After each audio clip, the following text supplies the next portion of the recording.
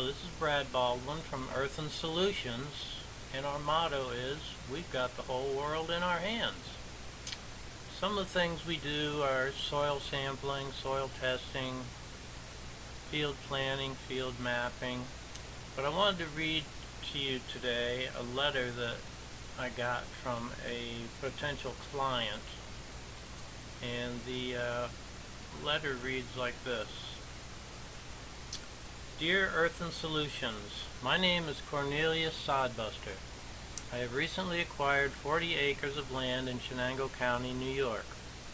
The previously forested land was cleared in the mid-1860s for cornfield and pasture land, and it has since been used for corn, pasture, vegetables, hay, and since the 1980s primarily for hay.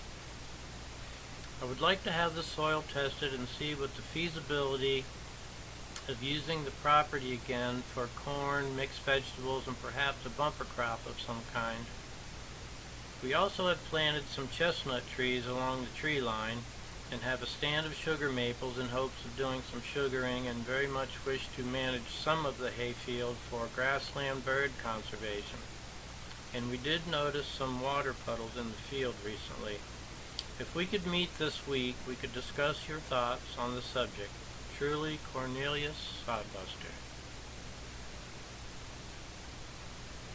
Well, we wrote back to Mr. Sodbuster and told him that we would meet him next Saturday. And he lives in Shenango County, New York, which is not far from Norwich, New York. And this is just a soil map that shows the general soil of where we're going. And this is an overhead view of Mr. Sodbuster's fields, and you can see he had some hay field and some other things growing there, and so he wants to basically revitalize this land and perhaps plant some corn again, mixed vegetables, maybe another crop, sunflowers, whatever. And he has planted some chestnut trees along the tree line there, and they're starting. And then the hay field, there's quite a bit of hay field he wants to continue to use, and perhaps use part of that to conserve grassland bird habitat. But here we are, this is the field. This is a beautiful view on a beautiful May afternoon, and we're looking west. And so we're here, Mr. Sodbuster, and we're going to look at the field, and we're going to take a few soil samples and see what we got here. So the first thing we're going to do is get a handful of soil, and we're going to get it wet with some water, and then we're going to form it into a ball, and then we're going to squeeze it between our thumb and our fingers, and it'll make a ribbon. And depending on how long that ribbon is helps you determine what class of soil it's in. And we determined that it's sandy loam, and so that's pretty typical for this area. So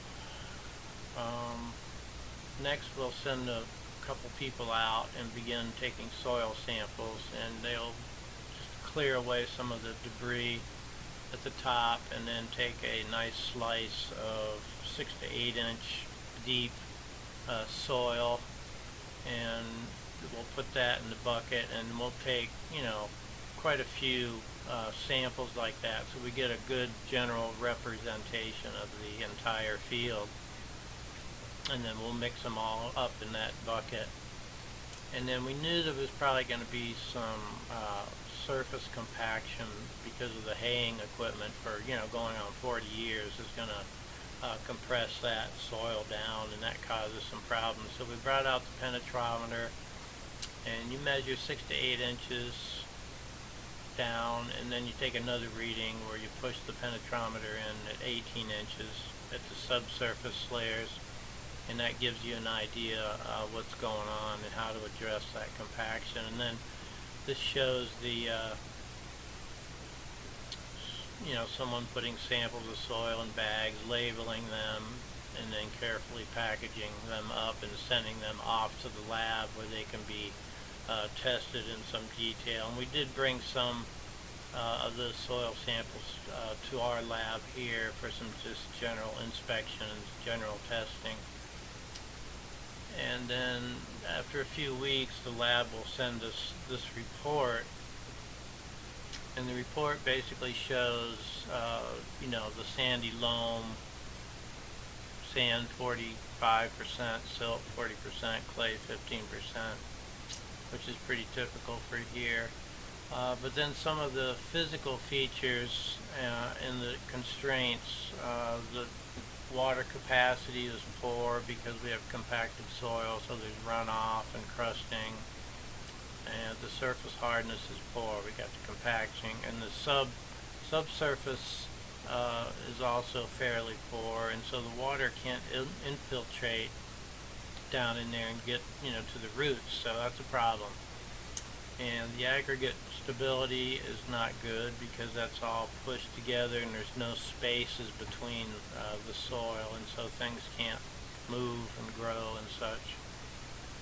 So our report at this office was compaction of the upper layer of soil, and the subsurface soil was also somewhat compacted from years of haying equipment use, which again can affect water infiltration, water holding capacity, and crusting of the soil surface, which can cause runoff and inhibit plant growth. Plants can't get up through there. Chemical analysis showed slightly acidic soil. pH was 5.6, which is typical for here, so we'll address that later. And the mineral content wasn't great, so we'll address that as well. Biologically, there were some earthworms and some other organic things actually in the soil, but not at the levels we would like to see. So our short-term recommendations would be to get some organic matter in the form of mulch or manure spread on the proposed crop area before winter, and also to put the 5-10-10, 0-4-6-0 fertilizers out there to bring some of those mineral levels back up. And then when spring comes, after that, some of that has worked itself into the soil, we're going to have the moldboard plow come and plow that field good, because it hasn't been turned over for many years. And some of the other equipment we'll need will be the manure spreader, moldboard plow, disc harrow, seeding machine, small corn harvester maybe, and maybe a corn thresher, so you can work some of these, some of the crop and put it to use and turn it around and get a return on it. And just to show you some of the equipment, if you're not familiar with it, this is a manure spreader, one type, and this is the moldboard plow, and this is a nice video. I really should put the link into these videos on YouTube. These were really nice videos showing how they use these machines. But this is what we need to do with this field because it's so compacted. So we're going to turn it over with the moldboard plow, and then he'll come out and he'll disc it, put some grooves in the soil, and then we'll hook up the seeder machine. This one is for corn, and it's very interesting to see how these work. There's a disc at the front of this machine that will cut a furrow in the soil. You'll see that right there in the front, and then that tube, that flexible tube, will have the seeds come down, and then there's some discs behind that that will close that up. And it's really interesting stuff.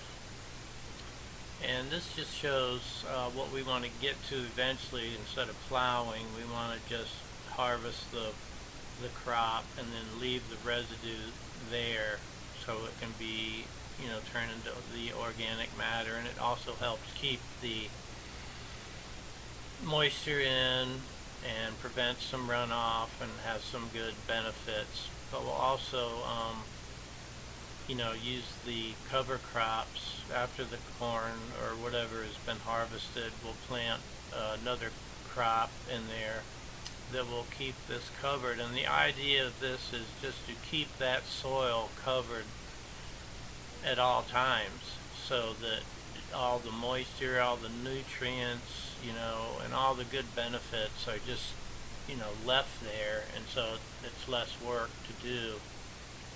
And so this just shows a picture of that. And here's just a few more advantages of cover cropping, which is, of course, building soil health, nutrient retention, keeps it there, erosion control, and keeps the weeds down that you don't want. So there's many more advantages to this practice, and many farmers are doing it now. In long term, our recommendations are, have the soil tested, after each harvest for at least the first few years to get a feel of, how things are working out, and then make adjustments accordingly. And then plan to phase into a no-till practice as soon as feasible, and continue, using cover crops to enhance soil porosity, prevent erosion, add organic matter, and the other benefits, and begin crop rotation, so that we can utilize the different diversity of the different plants, which all use different amounts of nutrients and stuff. And so if you mix that around, it'll give your soil a good all-around good health. And so this is what we're trying to get to. We get to this point where we can just sit back for 3 or 4 months and watch the corn grow. But most farmers don't have that much time, so this is just a nice crop of corn, and then in the fall will be time to come and harvest that beautiful crop. And some people do it by hand. We'll probably try to get a small, or try to get a local farmer to come and help us with that, if you don't mind. And then with the vegetable crop, we may need to talk about bringing some labor out there, and helping some local residents with some jobs, and get those crops harvested, and out to the residents in the community. And some other recommendations we have are, use the field assets for investment returns. When possible, sell the chestnut seeds to locals and promote chestnut propagation through education. Lease sugar maples for sugaring by local farmer. Continue selling hay to local farmers. Sell corn to local farmers. Sell sweet corn to the residents. Sell vegetables to the local residents. Trade any above assets for field needs such as manure amendments, equipment, labor, soil testing. And make use of the property assets for local environmental education, bird watching, tree identification, and so on. Get the community involved. I mean, that's what this is all about, fitting in to a place, and making it profitable and educational for, everyone. This is a note we received from the client. It says, "Thank you, Earthen Solutions, for all your help." Signed, Cornelius B. Sodbuster. Well, thank you very much, sir, and we appreciate it, and we think you're well on your way now.